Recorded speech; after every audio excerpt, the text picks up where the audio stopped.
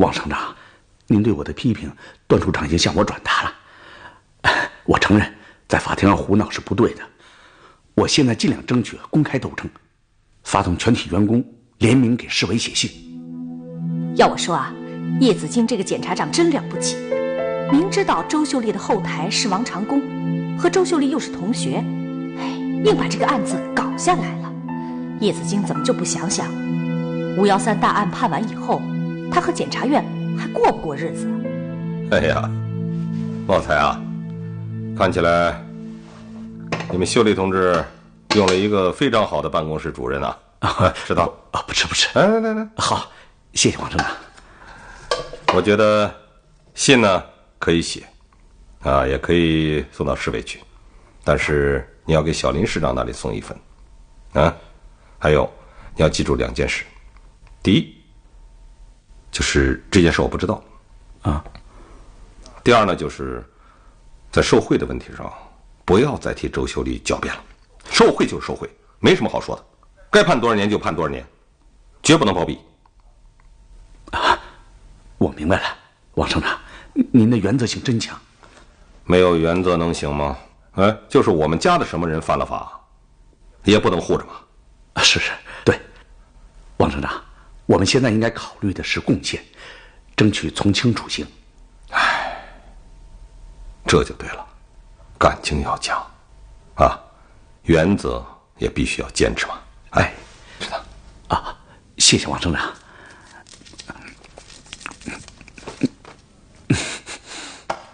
郑流，你找叶子京好好谈谈，交交心，让叶子京对王长工这位省委领导多提防着点，让叶子京栽在王长工手里，简直是天理难容。我跟叶子京说什么，怎么说，他会怎么看我？他会不会把我看成方清明这样的小人？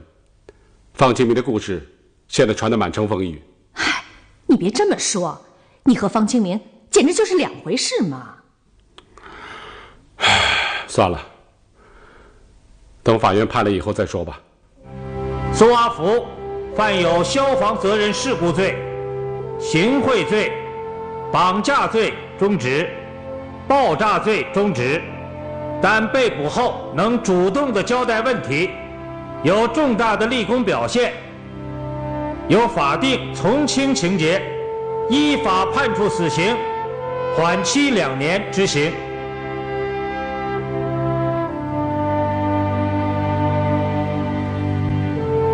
扎铁柱犯有失火罪，依法判处有期徒刑7年。哎！你们大家都听我说，扎铁柱没判死刑，连死缓都没判，只判了7年，才7年呢！什么？主犯扎铁柱他判了7年？对呀，这不行，就是他有人命，肯定是检察院包庇他们了。是啊，不行，还有756条人命呢。没错，这事儿咱不能算完的。对。周秀丽犯有受贿罪，判处有期徒刑7年。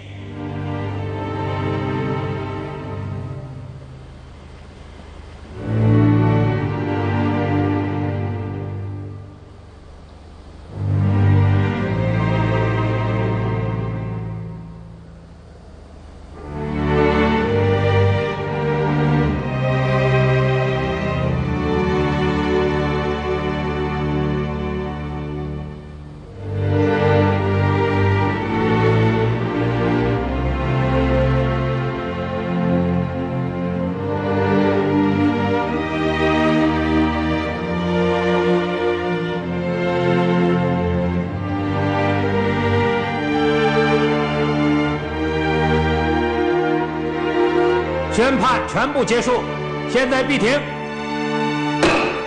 我告诉你们啊，周秀丽就判了7年，不行，太少了，太轻了。我跟你们讲，我说，你们知道吗？周秀丽和叶子京是同学。问一问他们是怎么判的？他肯定包庇他，这里面绝对有问题，得讨个说法来。这不行，检察院的腐败要反，检察长的腐败更要反。我们一定要讨个说法来。我们必须对周秀丽的判决提出抗诉。不要急嘛，回去研究，听听大家意见再说。叶姐，我告诉你，受害者家属那儿就通不过。检察长来了。这，谁该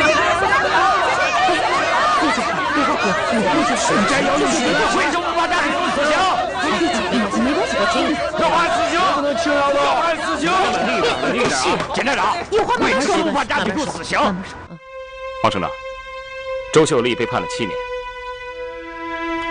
是重了一些，可我也没有办法。城管委干部群众的那封联名信，我当天就转给了法院文院长，可不知道文院长怎么掌握的，还是这么判了。周秀丽、扎铁柱，你们怎么判得这么轻？你们是怎么起诉的？叶子京，我问问你，死了156口人啊，为什么这2个家伙就没有判死刑啊？你们检察院是怎么起诉的？你们应该上诉啊！你们检察院说清楚，有话慢慢说。到底收了他们2个多少好处？为什么不把他们判死刑？有话慢慢说，有话慢慢说。判死刑，有话慢慢说。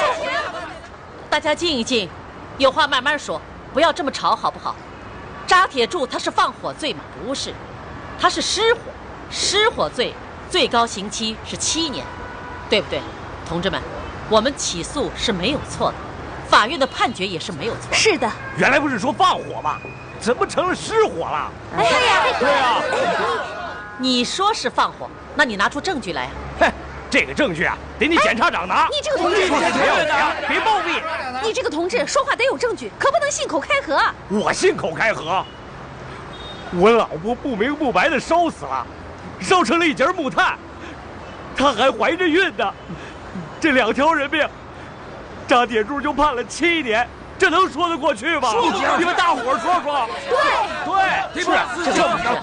受害者家属的心情我是理解的，但是法律就是法律呀，对不对？我们的执法一定是不枉不纵的。叶检察长，别和我们说这些，我反正这个，不管是放火还是失火，这个扎铁柱必须判死刑，必须千刀万剐，不杀不归，平民恨的。哎呀，都别急，都别急，有话慢慢说，有话慢慢说。王省长，据周秀丽说呢，她身体不太好，想保外就医啊。那么苏阿福呢？是不是判了死刑啊？啊，没有，是死缓，说是有重大立功表现。那个汤文林呐、严子清啊，都是判了10年，王晓峰判了15年，其他12名犯有玩忽职守和滥用职权罪的呢，都判了7年。法院的文院长向我汇报说，这次判决是有充分的法律依据的，既严厉又公正。你们千万不能用感情来代替法律，好不好啊？哎，你别走，别走，别走，不能走，别走，别走，不能走，别走。公正什么呀？严厉又在哪个被告人身上体现了呢？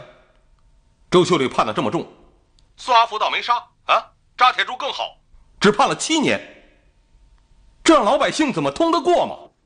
不能走，不能走，周秀丽、扎铁柱都该死，必须把他们判死刑。别检察长，不能走，现在必须得给你们交代。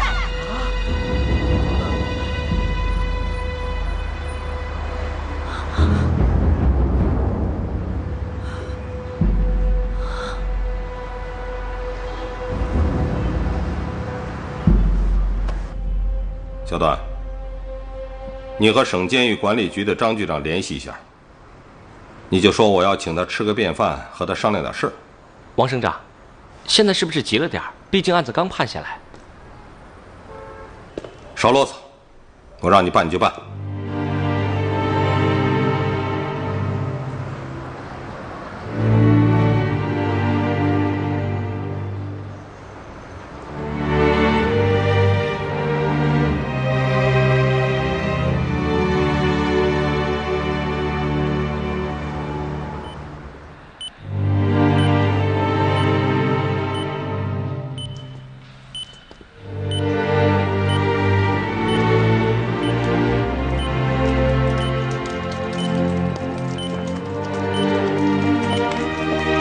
医生，叶检现在怎么样了？叶检没有生命危险。你不要再说了，就算叶子京没有生命危险，这种事情也是绝对不能容忍的。大庭广众之下发生这种事件，啊，是对政府和法律的严重挑衅吧？我告诉你，容忍这种挑衅，没准哪天我和唐书记身上也会挨刀子。是的，是的，林师长，我知道事情的严重性。知道就好，你准备一下，我跟唐书记要听你们的汇报。常阳同志，我不是没有提醒过你，一再让你保护好叶子京同志，你倒好，还是激化了矛盾，还是让子京同志吃了坏人的暗算。子京没有危险算你走运，真有危险我饶不了你。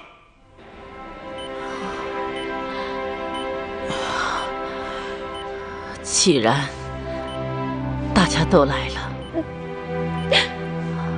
我们就说正事儿吧，研究一下对周秀丽的判决，我们是不是正式提起抗诉？叶检，你现在这个样子，这事儿是不是以后再说呀？是啊，就算研究，也要等开纪律检查委员会再研究吧。叶检，我认为对周秀丽判处应该抗诉。是啊，今天的受害者家属，他们的情绪是如此强烈，这种情绪都已经闹到我们头上了，必须正视这个问题。我赞成。郭靖啊，我住院期间，你临时主持工作，马上回院里开会，研究抗诉问题。好。王省长，您批评的对，这件事情发生的太突然了，我也没有想到。我和永强同志已经对有关部门提出了严厉的批评。我看最该批评的就是你，你汤朝阳就是麻木不仁。是的，您说的对，王省长。你告诉江正流，这个案子破不了，他这公安局长就不要干了。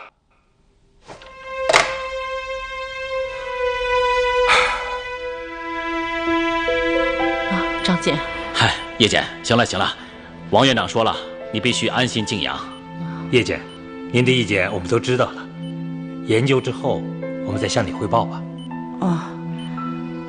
行，那你们回去吧，加紧研究，好吧？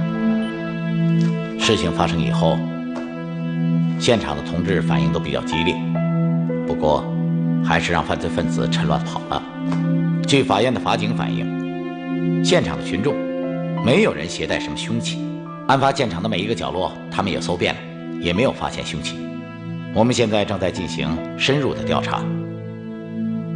什么？抗诉？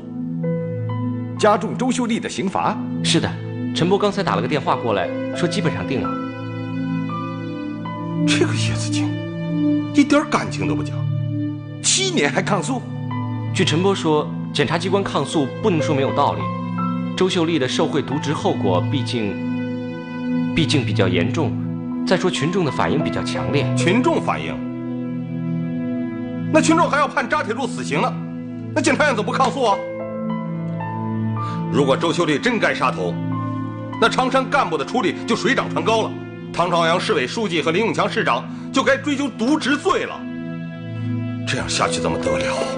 就是，也不知常山市委和唐书记是怎么掌握的。我看这个唐朝阳是不想在常山干下去了。行刺案件发生在法院门口，光天化日之下，性质极其恶劣，影响实在太坏。你们公安局要本着从重从快的原则，精心组织，争取在最短的时间内破案，这没什么可说的。搞到现在，实质性的线索一点都没有。你们是干什么吃的？老姜、老五，我今天当着唐书记的面把话说清楚，这个案子要定为大案要案，要限期破案，短则10天半月，最多1个月，破不了案子，你们打辞职报告吧。郑柳啊，这个案子常工省长也十分关注，刚才打电话给我，让我转告你，如果这个案子破不了，那你这个公安局长就别干了。唐书记、林市长，那我现在就辞职吧。什么意思？啊？江正流，这种时候你闹什么情绪啊？我告诉你，你不但要干，还得干好。你给我亲自挂帅，好好办案。哦，对了，王省长和省监狱管理局张局长联系过了，张局长说他听您的安排。可我想跟张局长谈周秀丽保外就医的事，还是我私下和他商量吧，您就不要出面了。别说了，小段。既然常山市检察院要对周秀丽提出抗诉，保外的事往后摆摆吧。这样吧，你把这几天的日程安排一下，明天我们去趟常山。王省长，这种时候去常山合适吗？有什么不合适？子敬是我的老部下，出了这种事情，总得看望一下吧。另外，对咱们这位唐大书记，也要做最后一次警告，做到仁至义尽吧。是。常阳同志啊，首先要向你检讨啊。前天晚上听说子敬被捅了一刀，我一下子搂不住火，又向你发了脾气。没关系，情理之中的事儿。王省长，今天我陪你去看看子敬同志。啊，先别急，咱们好好聊聊。哦，对了，有个事情还得跟您汇报一下。啊，什么事情？是关于周秀丽的，在判决问题上，检察院和法院有一些分歧。分歧？怎么回事？来，进来说啊。哎呀，子敬啊，别管是报复还是威胁，反正这一刀你已经挨上了，你呀，就好好接受教训吧。啊，恐吓电话也不是没有过，我再三提醒你要小心，你呀，就是不往心里去。这种事，防不胜防，让我怎么小心？513大火案判了这么多受贿渎职、滥用职权的犯罪分子，恨我的人能少吗？好了，别说了，我再提醒你和小静当心一点，让他每天放学以后就回家，小记者团的活动尽量少参加。这事儿啊，你还是跟小静说吧，她最崇敬的就是你。哎，小静她怎么没来啊？啊，你刚才在睡觉，已经来过了，回家给你烧饭去了。啊，对了，你看看这个，你的宝贝女儿给你写的，哪儿呢？哦，这儿，看看吧，护法英雄啊。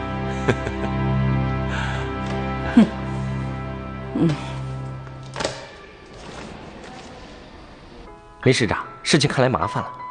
513大火案判了这么多渎职干部，判得又这么重，检察机关还要抗诉，包括你和唐书记在内的干部的处理，估计啊就得水涨船高了。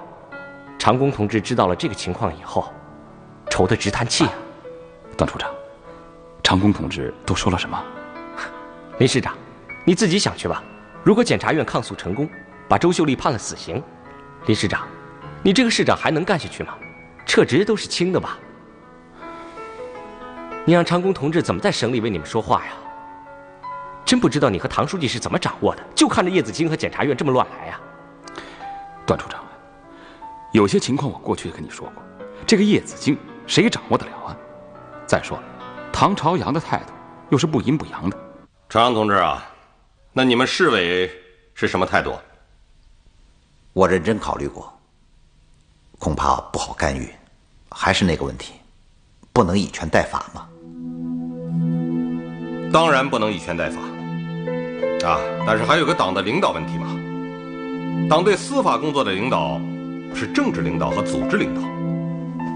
那么既然子京现在受伤住院了，你们是不是可以考虑我之前的建议，把陈波同志提到第一线来，不要再拿子京练下去了？王省长，根据您的指示精神，我们已经对陈波同志进行了考察，组织部门的意见很明确，不宜放在检察院一把手的位置上。另外，人大那边的工作恐怕也很难做。人大？哎，朝阳，是人大领导市委啊，还是市委领导人大啊？王省长，检察长的人选，我和市委有建议权。可是，毕竟检察长是人大选举产生的。你可千万不要误会，不是我容不得子京同志，我的本意是保护干部，对干部不能进行掠夺性的使用。王省长，这种说法不合适，特别是对子敬同志更不合适。我、市委、人大对检察院和子敬同志的工作一直是支持和保护的。那好，哎，朝阳，你来告诉我该怎么说？啊，我支持这位女同志去见苏阿福，差点把命都送了。你倒好，你现在把人家保护到医院去了。汤朝阳同志，你难道这内心里就没有愧吗？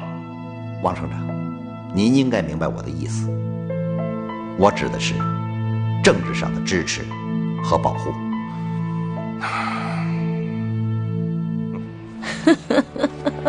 你看你这个宝贝女儿，她多能吹呀！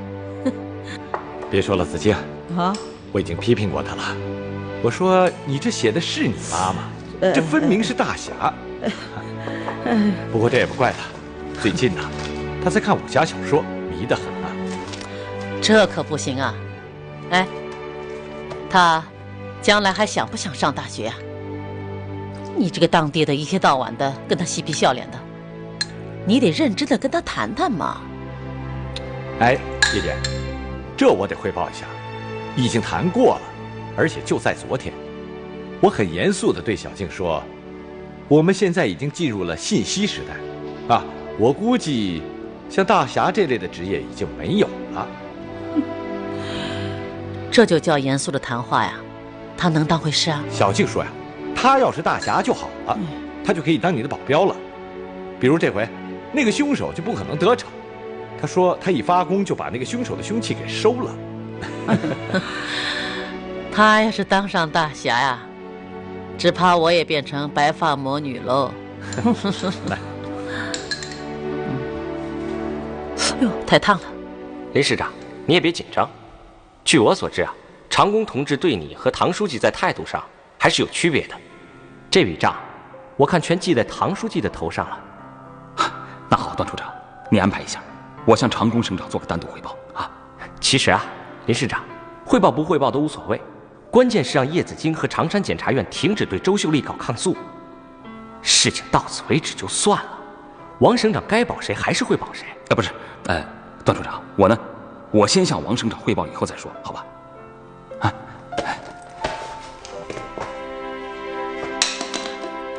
朝阳，考虑不周啊！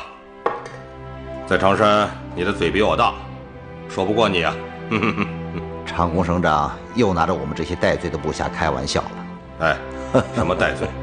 不许胡说啊！在我面前发发牢骚也就算了，在别的场合这么说可就影响不好了啊！这个案子判过了呢，干部的处理就要开始了。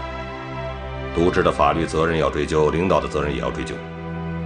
中央有关部门催得很紧，要求我们省里尽快把市级干部的处理方案报上去。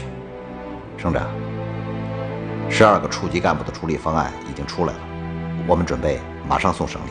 好，抓紧一点，裴军同志催得很紧。好，走吧，去看子敬。好，小林市长，别说我没告诉你啊，不要东张西望了，该干什么干什么，啊，哪怕是省委明天把你给撤了，你也得给我站好最后一班岗。还有坑口电站的事情要抓紧落实。王省长，我明白您的意思。王省长，关于坑口电站的事儿，我现在就向你汇报一下啊。咱们看完子敬同志再说，好不好？啊，还有，我提醒一下啊，咱们今天谁都不要和子敬谈工作，啊，一定要让他保持心情愉快，好好的休息。好，好吧？好的。小赵，你买些营养品给李大为的爱人送去，看看家里有什么困难，有事给我打电话。这么一来，会不会有人说闲话？不怕。对了，你再买点慰问品，我去看看叶子敬。陈主任，听说王省长已经专门从省城赶来看望叶子京了。哦。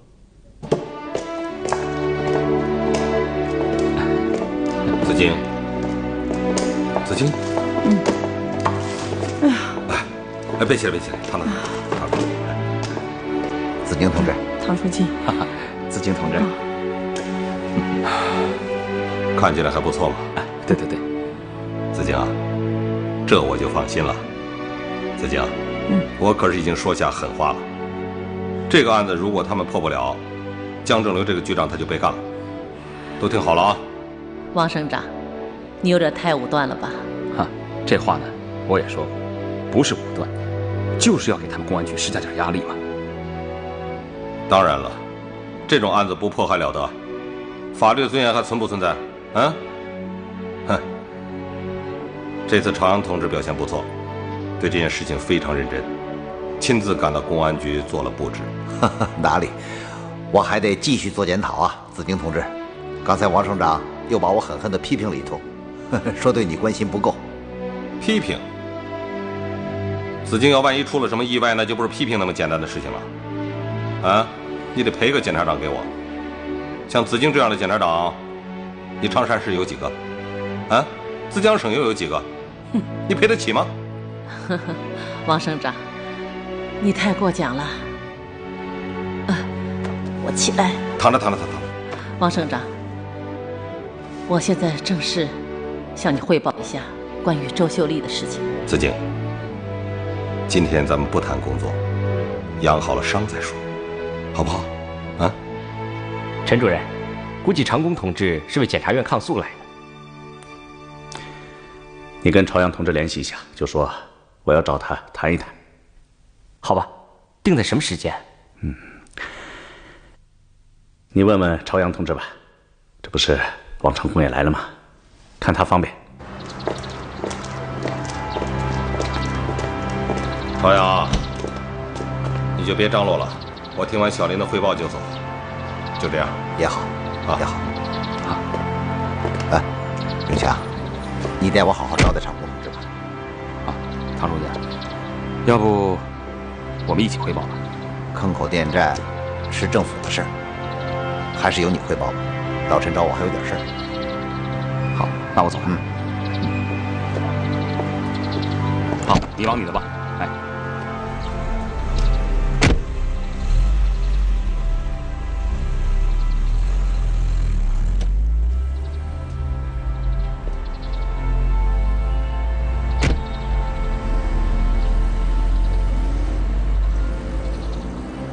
小林市长，坑口电站的事有什么好汇报的？是啊，王省长，您做市长的时候就已经给我们开道定调子了。我今天来呢，是想跟您汇报点别的事情。好，说吧。是这样的，段处长说，您对513火灾案的判决和检察院对周秀丽的抗诉有点看法是吧？担心干部处理的时候会水涨船高。这个小段，胡说什么？干部处理不是还没开始吗？王省长，估计也快了吧？现在外面的说法可不少啊。小林市长，不要想那么多。做一天市长呢，就要负一天责任，就要站好最后一班岗。共产党人嘛，不能这么患得患失。我记得你上回跟省委表过态，你表态的话我还记得住。你说随时准备接受省委对你的处分，包括撤职下台。你这个同志的这个态度还是比较端正的啊。情况就是这样。老班长，即使您不来找我，我也会来找您的。不出我所料，现在看来双方想法都很清楚了。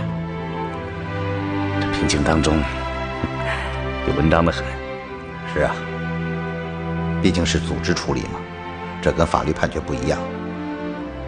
法律判决有法律细化出来的刚性标准，组织处理那就大可玩味了。这你比我清楚，我想过了。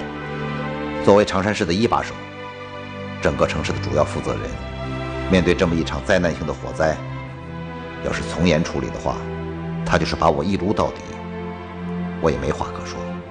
是，如果王长工想保你的话，那很可能给你一个什么党内的处分啊，或者是行政上的记过等等之类的，这样呢，你就可以过了。如果他不想保你的话，那你死定了。我看你就要为这场大火负主要的领导责任。王省长，我的情况您都知道。火灾发生的时候，我刚调到常山才5个月。什么意思？要推卸责任？啊，不，王省长，不是。是我的责任，我不会推的。可我跟唐朝阳同志是有些不同的呀。朝阳同志来常山比我时间长，再说他又是一把手。您不是说过吗？要保护干部吗？啊？保护干部啊？你也不想想，你们常山的干部值得保护吗？保护的结果是什么？脏水全泼到我头上来了，好像我跟周秀丽真做了什么见不得人的事情了。我忍辱负重，一次次的来常山，一次次苦口婆心的跟你们谈，包括陈汉杰，要你们顾全大局，维护干部队伍的稳定，不要把事情闹得不可收拾的局面。结果呢？你们倒好，谁把我的话当话了？你们非要闹吗？你们讲原则，你们讲法治。你现在让我说什么？你说，你让我说什么？啊？不是，王长工不会保我的，我准备好了，准备承担责任。违反原则的事我绝不会干。检察院的抗诉，我和市委坚决不予以干涉。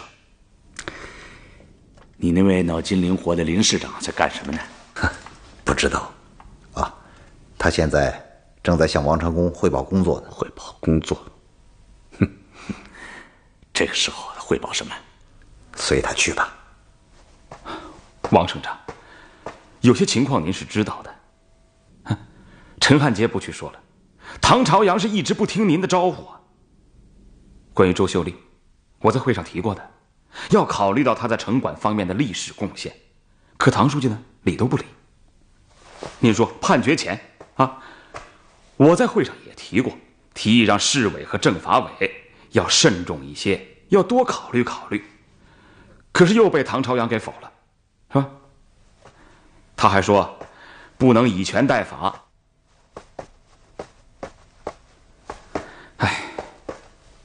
王省长，叶子京有陈汉杰和唐朝阳做后盾，哪还把我的话当回事啊？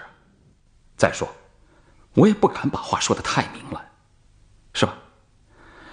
可我没想到的是，法院已经判了周秀丽7年，他们还要抗诉，还要求判死刑。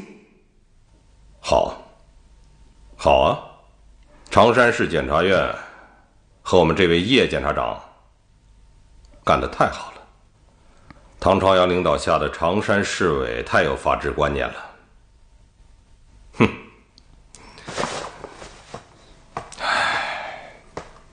那你干脆把周秀丽给毙了，用这位女同志的血，用我们改革者的血去染他们的红顶子嘛！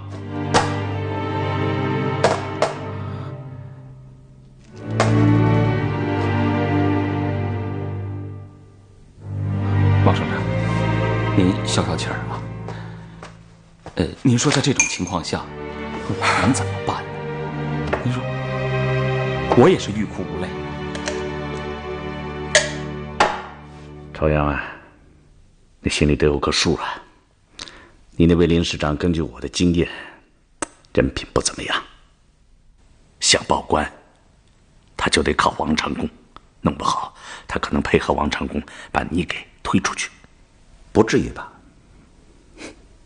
当然，林永强明哲保身是有可能的，但是配合王长工一块整我，恐怕他还下不了这个手。小林市长，我看啊，他唐朝阳这个红顶子也未必戴得牢。周秀丽拿了苏阿福90万就该枪毙，那么他唐朝阳就仅仅是一个领导责任的问题吗？就算不办他渎职，也该撤职下台。我知道现在有些事情很难保密，我也不想跟你保密，可以告诉你，我这回也要按原则办事。对唐朝阳这个同志必须严肃处理。不过常工省长，就算处理了唐朝阳，那也不能让叶子京再这么胡闹了。我准备亲自找他谈一谈，建议检察院不要再抗诉了。党的领导应该坚持嘛。哼哼，还谈什么党的领导啊？叶子京跟他的检察院是你我能领导得了的吗？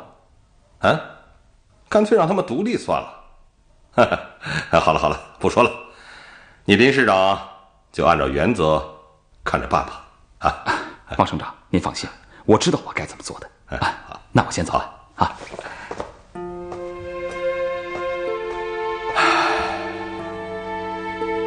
我呢，就是给你提个醒，心里有个数吧。这么一场大火，损失这么惨重，市委在你们市长和市委书记当中撤掉一个是完全有可能的。那么王长工要是权衡利弊，我觉得把你推出来的可能性最大。这我知道，更何况我对长工同志的指示执行得很不得力嘛。对呀。不管怎么说，我跟小林市长是到了分道扬镳的时候了。对，道不同不为谋嘛，天下没有不散的宴席。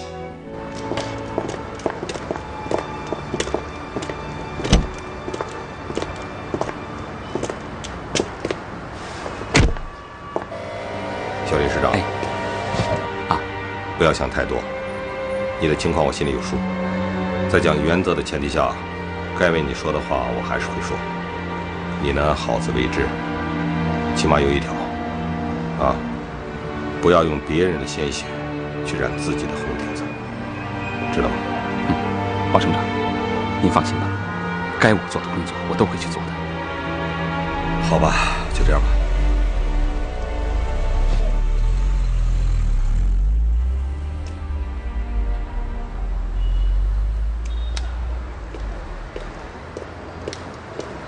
林市长，林市长啊，坑口电站指挥部的同志还在等着您呢。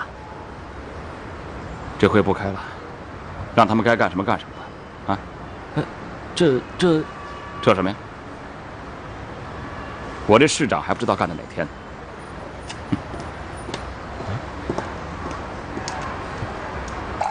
叶姐啊，今天的身体情况怎么样啊？啊？还可以。还可以。林市长，来喝点水。谢谢。你这么忙，别老来看我了。哎呀，叶姐啊，您可是我们常山市的大英雄啊，我来看你是应该的嘛啊。王省长走了吗？王省长啊，他已经走了，连晚饭都没有吃，走之前一再交代要照顾好你。我本来想跟他谈谈关于抗诉的事情，可是他偏不让我说。是吗？叶姐啊，我正想跟你谈谈这事儿。对周秀丽的判决，难道非要抗诉吗？我看不一定吧。513大火到了今天，连你检察长都挨了坏人的刀子。哎呀，矛盾激化到这种程度我实在是感到忧心呐。林市长，你不要为我忧心，有胆量让他们再来一次。叶姐啊，哎呀，这话不能这么说吧。我这2天呢，专门跑到法律处，和法律专家们咨询过了。法院判周秀丽7年，判得并不轻，量刑呢还是很重的。你们检察机关为什么就总是揪着不放呢？对周秀丽，你是不是有一点感情用事了？这可不是什么感情用事啊。法院的量刑确有不当，没有考虑到周秀丽因为受贿渎职所造成的严重后果。我们检察委员会的委员们全都是这个意见。工作上一些不同意见还可以理解，我看这个事儿就不要再提了，好吗？林市长，你说晚了，我们的提请抗诉书已经送上去了。怎么这么快啊？